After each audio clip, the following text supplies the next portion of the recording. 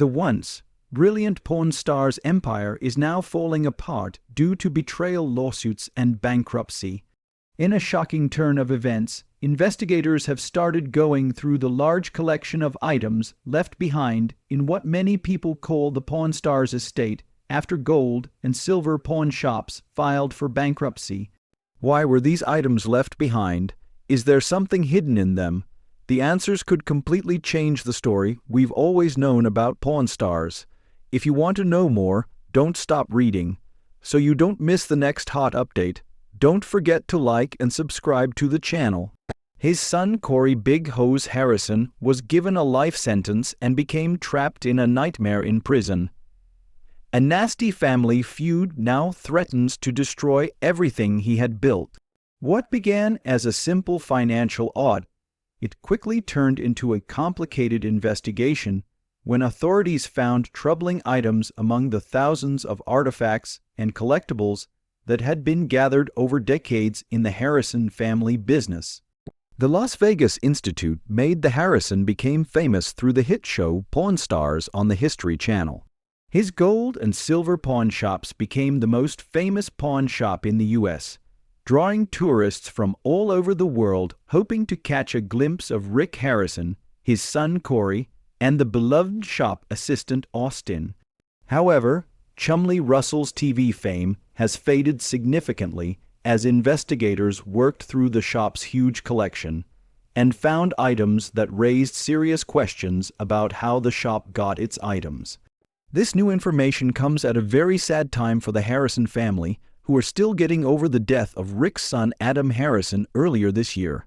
Adam, 39, chose to stay out of the spotlight, unlike his brother Corey, and died of a drug overdose in January 2025.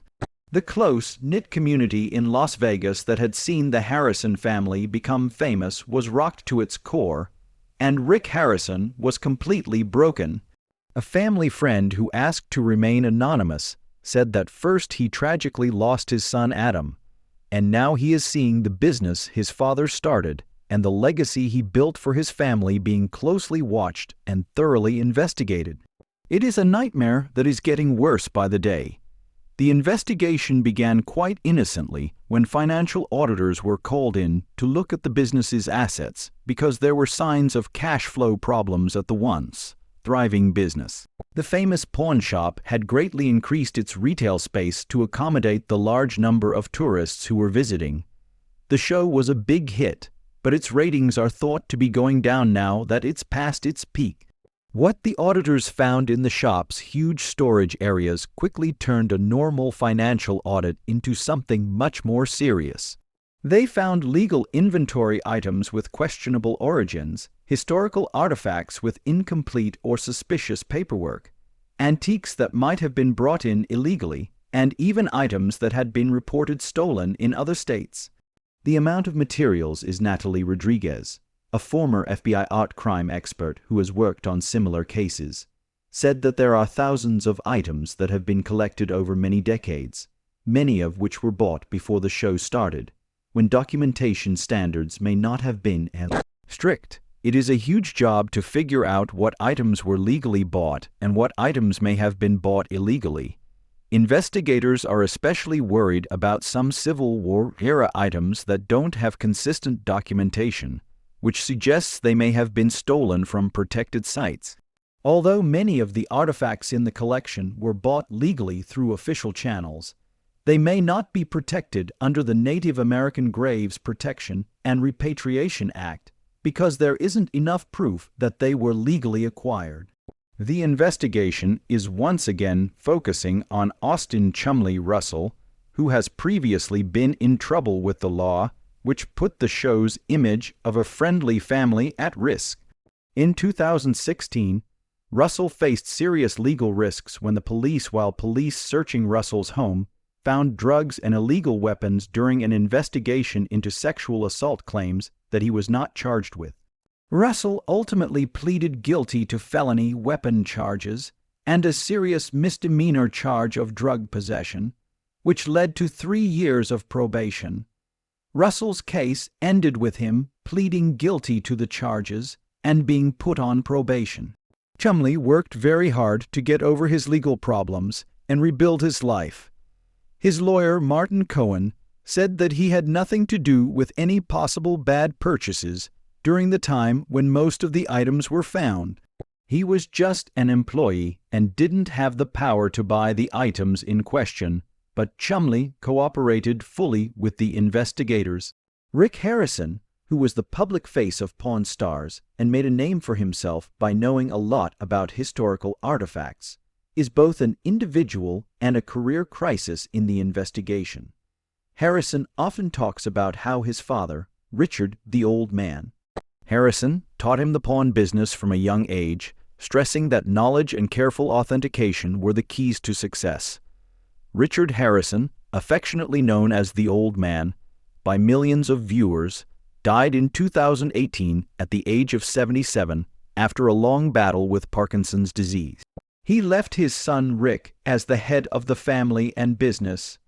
Richard Harrison co-founded Gold and Silver Pawn with his son Rick in 1989, laying the groundwork for what would become a global TV phenomenon when Pawn Stars premiered in 2009.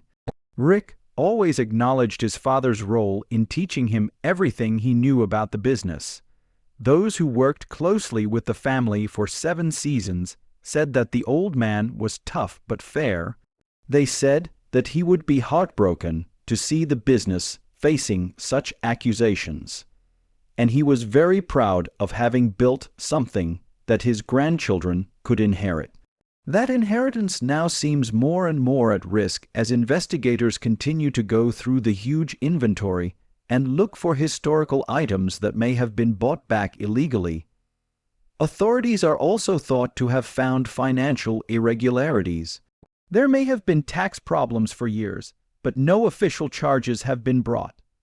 The investigation has grown to include forensic accountants looking into the complicated business network made possible by the show's popularity.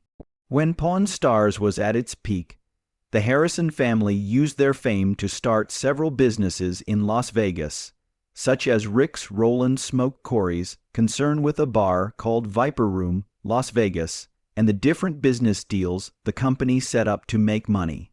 Manage these businesses is being investigated for possible money laundering and questionable cost allocations to Corey Big Hose Harrison, who has worked at the pawn shop since he was a teenager and is being trained to take over the family business one day.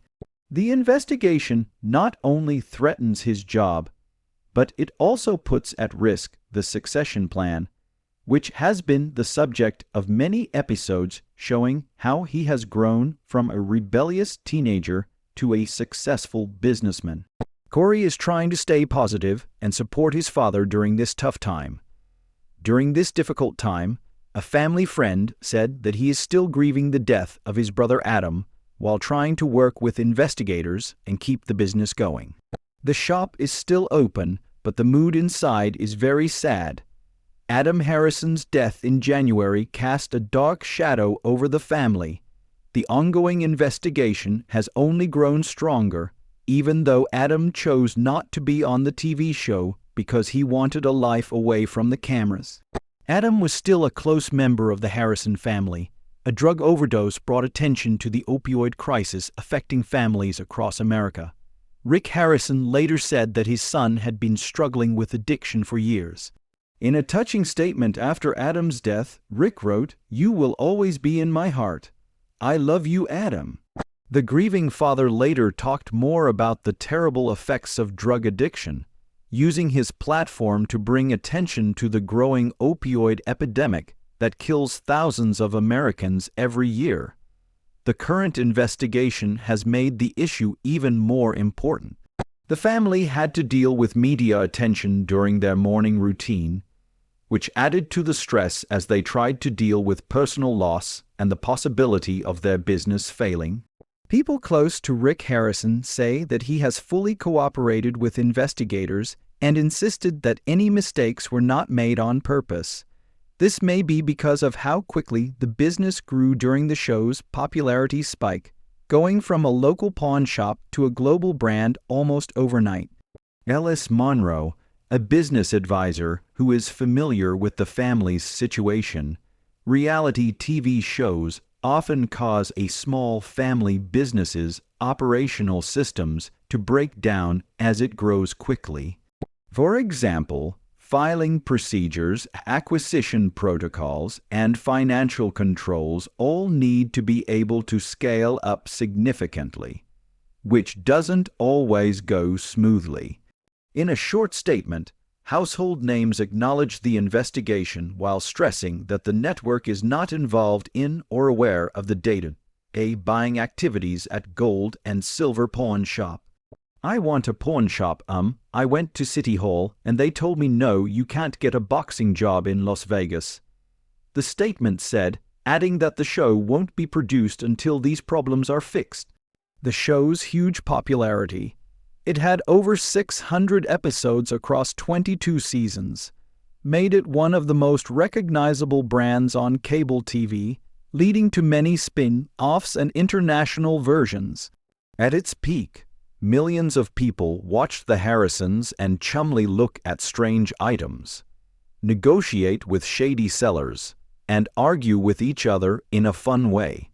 The educational part of the show was what made it popular, with Rick Harrison in particular explaining the historical background and authentication methods for different artifacts that were brought into the shop. Ironically, this knowledge now makes people wonder how potentially problematic items could have been added to the shop's inventory without raising red flags. If these claims are proven to be true, it creates a real credibility problem. Famous TV critic Miranda Jensen says that the show positioned Rick as a highly knowledgeable expert who can spot a fake or problematic item right away. The idea that the shop may have bought items with questionable origins doesn't fit with the carefully crafted image. Some of the most troubling discoveries made by investigators are antiques that may have come from places with strict export controls, such as Egypt, Greece, and a number of Middle Eastern countries. International antiquities laws have become much stricter in recent decades, with many countries actively trying to get back cultural items that have been illegally taken from their country of origin, says Dr.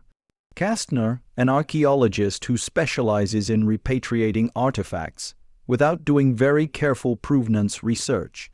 It is too easy and dangerous for a well-known business that deals in historical items to buy items that have been stolen from archaeological sites or illegally taken from their country of origin. Fans of the show would expect a high level of authenticity. The investigation has led to a re-evaluations of episodes where the Harrison family wasn't sure about the authenticity of an item, are shown as proof of the family's dedication to legality and authenticity. However, this begs the question of what happened to items whose provenance cannot be confirmed after the cameras stopped rolling. I've watched every episode and have always respected how careful they are with their authentication, said Margaret Winters, a history teacher from Virginia. Minnesotan, who once made the trip to Las Vegas to visit the famous shop. Rick always said he wouldn't buy anything without proper paperwork. It's hard to square that with what we're hearing now. The investigation has also shown that this once thriving business empire is in bad financial shape. The shop attracts many tourists and became one of the top attractions off the Las Vegas Strip. But financial records show that the company has had major cash flow problems since 2022. During their peak popularity, production of new episodes slowed and sales of merchandise dropped. Celebrity asset manager Thomas Keegan said, "Smart people diversify and invest during their peak earning potential the last time they knew that attention would certainly fade." From what I understand, the Harrisons have expanded into many businesses, but keeping profitable ventures going after the initial celebrity-driven boost fades is a challenge. Making matters more complicated is Richard the Elder Harrison's involvement after his death. When he died in 2018, his will showed that he had taken one of his 3 sons out of the will a year before he died, leaving his estate to be split between Rick and another son, Joseph. The pawn shop's ownership now includes several properties and entities, which makes it harder for investigators to figure out who is responsible for any possible wrongdoing. Russell's past legal problems were similar to how he successfully rebuilt his reputation after his legal problems in 2016. He focused on his health, opened a candy shop next to the pawn shop, and often showed off his successful recovery. Austin worked very hard to change his life after his legal problems. A friend of Russell's from before he became famous on TV said that he has stayed sober, focused on his health, and built legal businesses separate from the pawn shop. The pawn shop is connected to the investigation because of his role on the show. It's disappointing that he had nothing to do with the acquisitions or financial decisions. The investigation also revealed the complicated truth behind the reality TV show Pawn Stars. While the show claims to show the daily operations of a real pawn shop, many of the interactions were planned and staged, with items and sellers being carefully screened before going on camera. However, the camera's shopping operations continue, creating what are essentially two separate businesses, one chosen for TV and one serving regular customers. Most reality TV shows work this way because of demand. Samantha Lewis, a TV producer who has worked on similar shows, said, "Although you're not a pawn star, you can't just expect interesting people with valuable items to walk into your filming schedule. The challenge for businesses like Gold and Silver is following the right procedures for both the televised transactions and their normal business operations that happen at the same time as production, while investigators continue to deal with the huge inventory." Reports say that the Harrison family is now living in multiple storage facilities in addition to the shop itself. The Harrison family's future is uncertain. The Gold and Silver pawn shop is still open today, but it mostly serves as a tourist attraction selling show-related merchandise instead of operating as a traditional pawn shop. The steady stream of tourists who still visit shows how famous it is, and many people don't know that an investigation is going on behind the scenes. "We traveled all the way from Australia to see the shop." Thomas Mercer said when his sons were big fans of the show at home and wanted to see where it all happened. They were hoping to see Rick or Chumley, but they told us that no cast members were there today. The combination of a personal tragedy and a career crisis has put an unbearable strain on him. Friends say that he is focusing on helping his granddaughter and daughter-in-law after Adam's death when he was in his early 20s. "He had problems with drugs, and I took him to rehab so many times," she said. A friend said that he did really well every time, even though he was still trying to deal with the threat to the business his father started more than 30 years ago. Rick is a survivor. He built this business once with a longtime partner who knew Harrison before he became famous on TV. "No matter what the investigation finds, I won't give up on him. He's going through the worst time of his life with the death of Adam and now this investigation, but I've never seen him give up." The legal process is expected to last for months as investigators look into the case. Work to figure out which items may need to be returned to their rightful owners or countries of origin, and what financial obligations the business may face. Right now, the Harrison family is in a tough spot. Their enviable success story is now a warning about the hidden dangers of rapid growth and fame. What's saddest is how this affects Harrison's legacy. One Gold and Silver employee who worked there for over 10 years said, "The old man built this business from scratch. Rick worked hard to make something that would last for generations. He took what his father had started and made it even better than his father could have imagined. Now, instead of passing it on to the next generation, they are watching it be taken apart piece by piece." Tourists continue to flood the famous shop on Las Vegas Boulevard, where many take selfies with the Pawn Stars logo and buy souvenirs, not realizing that they may be seeing the end of an iconic American success story that reached unimaginable heights on TV. While Frank Fritz was enjoying his fame before it might bring him down, His peaceful mansion in Iowa hides a dark secret under its floorboards. When the FBI arrived at the huge estate and started ripping up the old floorboards, they thought they would find normal evidence. But what they found shocked even the most experienced investigators. The agents were shocked by what they found under the home of the former American Picker star, which would soon become national news. Investigators and the public were shocked when Fritz went to his estate in Iowa after years of traveling America's back roads looking for lost treasures. The estate in rural Davenport captivated him with its rustic charm and historical significance. This connection led him to buy the historic farmhouse in 2013, even though it needed a lot of work. With the help of local craftsmen and restoration specialists, Fritz turned the dilapidated structure into a showcase of Frank bought the 20-acre farmland just a few miles from Davenport with views of the Mississippi River Valley. His eclectic vision combines Midwestern architectural elements with personal touches. Fritz was drawn to the area after filming several episodes of American Pickers there and called it magical.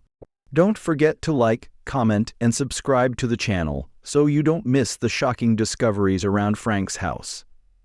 He told Midwest Living magazine that he bought the property. He then hired Davenport architects Thomas Miller and Sarah Johnson of Heritage Restoration to help him turn the existing structure into the private retreat he had imagined. The house was in bad shape. Johnson remembered it was an 1890s farm that had been abandoned for almost a decade and had major structural problems, but Frank saw its potential right away. It had good bones and was in the perfect place. Fritz and his design team weren't interested in making a place for TV. Instead, their goals were Miller explained that the renovated home is a mix of many styles, including a traditional farmhouse, a rustic cabin, and a collector's paradise. It doesn't try to be anything specific, which Miller said is a reflection of Frank's personality. It's perfectly simple, real, and full of stories. A top priority during the renovation process was structural integrity, making sure that the old farmhouse could stand for another 100 years or so. Before any cosmetic work was done, the floors were strengthened and the foundation was stabilized. Fritz brought the collector's eye to the finishing touches of the interior space. What he wanted was an authentic home that honored its 130-year history while still having modern comforts. "I've spent my whole life searching for things with patina and history," Fritz said during a rare home tour. "I wanted my house to feel like it had been lived in and loved through generations." After having a stroke in 2022, Fritz became more and more private. His huge estate in Iowa became his escape from the public eye and his health problems. Neighbors said they rarely saw the former TV star, but lights could be seen moving through the house at odd times. His collection of old motorcycles and other items continued to grow, and unmarked trucks would sometimes visit the property. Fritz's health problems are well known, and he spent several months recovering from his stroke. Fritz learned to walk again and regained his independence. While he made a lot of progress, his friends noticed that he had cut back a lot on his old social circles. His estate, which used to be open for charity events but is now completely off-limits to visitors. Security cameras were put up and a private fence was built around the perimeter of the estate. Even though Fritz lived alone, he kept in touch with a small group of trusted friends, including James Kenworth, his longtime partner in motorcycle restoration. Kenworth became worried in early 2025 when Fritz stopped answering calls and messages. After a few weeks of no contact, Kenworth called the local police and asked them to check on Fritz's welfare. When deputies from the Scott County Sheriff's Department arrived at Fritz's home on March 5, 2025, they found a troubling scene. The house looked like it hadn't been touched from the outside, but there was no response to repeated knocks. Fritz's vehicles were still there and mail had piled up in the mailbox. Police tried to call Fritz but couldn't reach him. When they went inside, they found the house in an oddly perfect state, with no signs of disturbance, but no sign of Fritz. There was a half-full coffee cup on the kitchen counter, and Fritz's wallet and keys were still on a table by the door. The house looked like it had been suddenly abandoned, but nothing valuable seemed to be missing.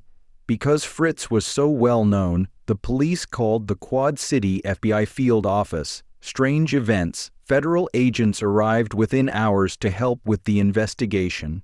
The first searches of the property did not find anything unusual, but the agents did notice that some parts of the main house had been recently renovated. The library had new hardwood flooring installed in the past year, which was unusual because Fritz was known to like original materials. Meredith Carver led the FBI investigation and brought in forensic experts to look at the property after 3 days of searching and not finding Fritz. Investigators made a major discovery. There were small mistakes in the library's floor pattern, and thermal imaging showed that temperature changed under some parts of the new hardwood, indicating a void or space below that didn't match up with known basement areas.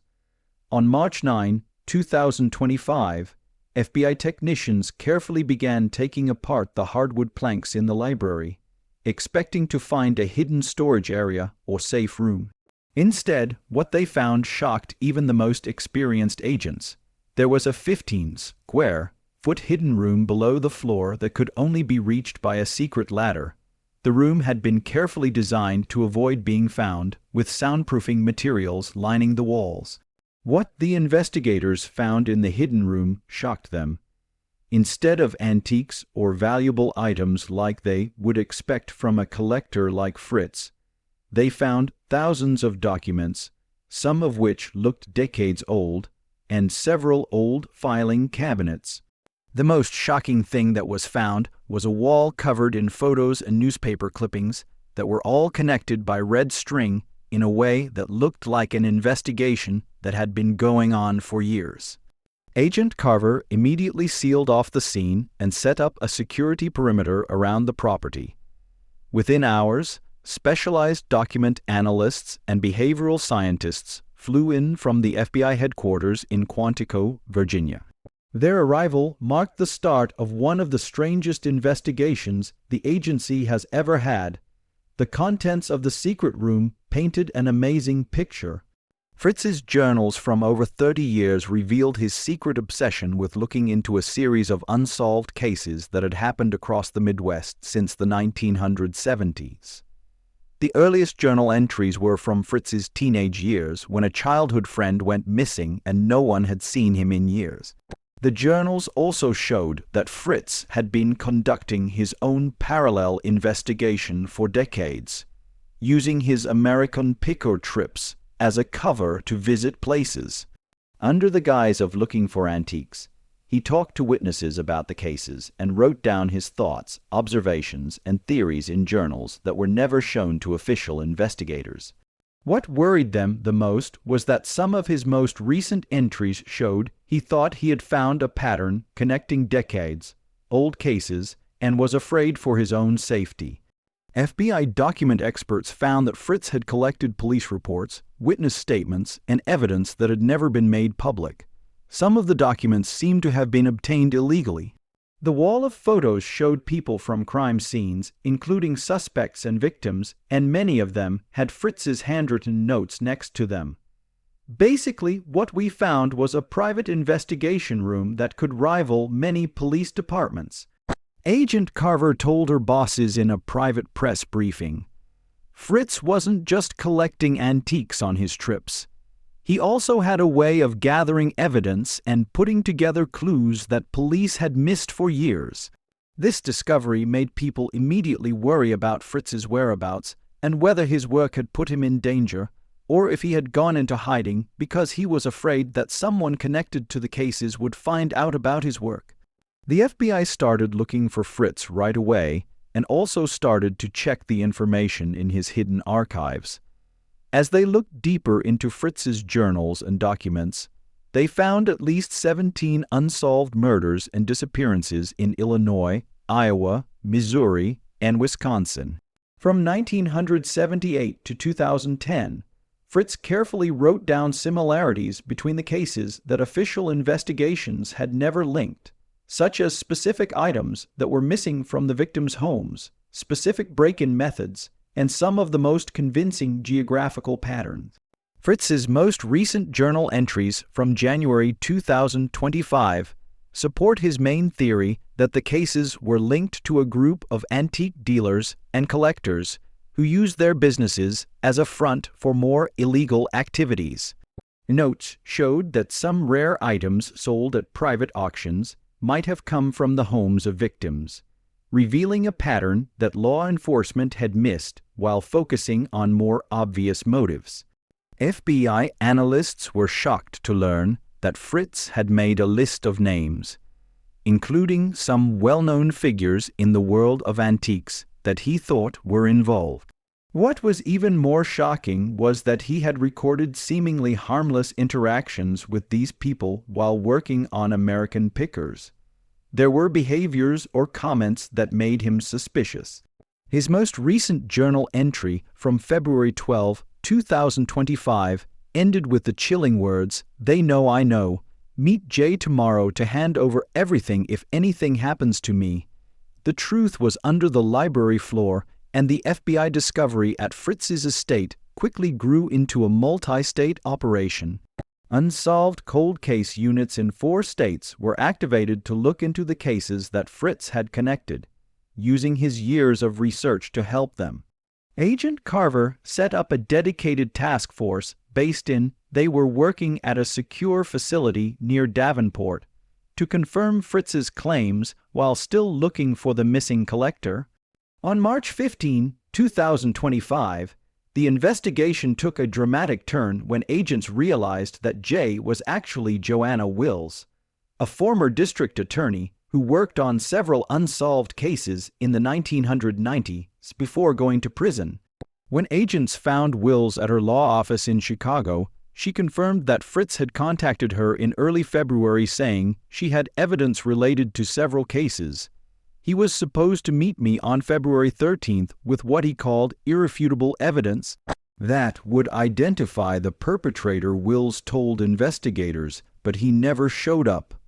I called him several times but got no answer, so I thought he had to be hospitalized. The FBI became more worried that Fritz had disappeared just as he was about to share his findings. It was clear that someone knew about his plans and tried to stop him. The search for Fritz had now begun. Fritz went missing 3 weeks earlier on February 12, 2025. On March 22, 2025, almost 3 weeks later, the investigation made its first major breakthrough. Location data from Fritz's cell phone, taken from records before the device went offline on February 12, 2025. Agents focused their search on a remote area of woodland near the Mississippi River, about 30 m from Fritz's estate, in an open field that could only be reached by a narrow dirt road. That's where they found Fritz's body. An SUV was hidden under camouflage. The vehicle looked like it had been carefully hidden by arranging branches and plants to keep it from being seen from above. Inside, agents found a packed suitcase, more journals, and a laptop, but no sign of Fritz or any signs of violence or struggle. The laptop gave them immediate information that Fritz had encrypted files with backups of all his research and video recordings of himself talking about his findings in the most recent video. Dated, Fritz looked worried as he spoke on February 12 and said, "If you're watching this, something is wrong." In the recording, he said, "I've spent 30 years tracking these people, connecting the dots that no one else can see. Tomorrow I'll meet Joanna to hand over everything, but I don't think I'll make it. They've been watching my house. I've made this backup and hidden my research where they won't find it. In my journal, there are names. You check the auction records for the items I've listed.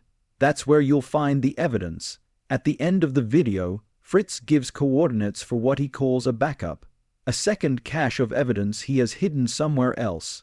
When police follow these coordinates to an abandoned farm silo 20 m away, they find waterproof containers with more documents, photos, and most importantly, several items Fritz has identified as stolen from victims.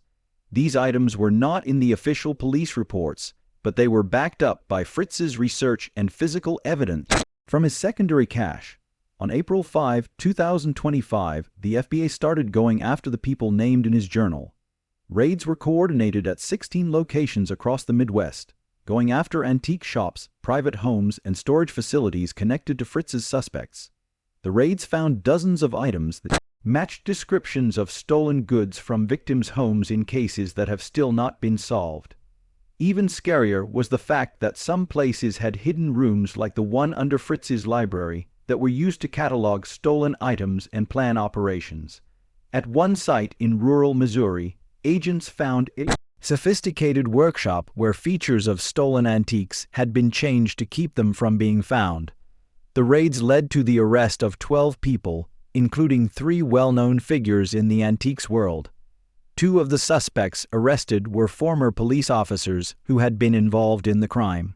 In some of the first investigations, the group was able to stay ahead of the police for decades because they had connections that let them keep track of the cases and deflect attention when investigators got too close. FBI analysts found that this network had been operating for at least 40 years, using legitimate antique trading businesses as a cover for theft.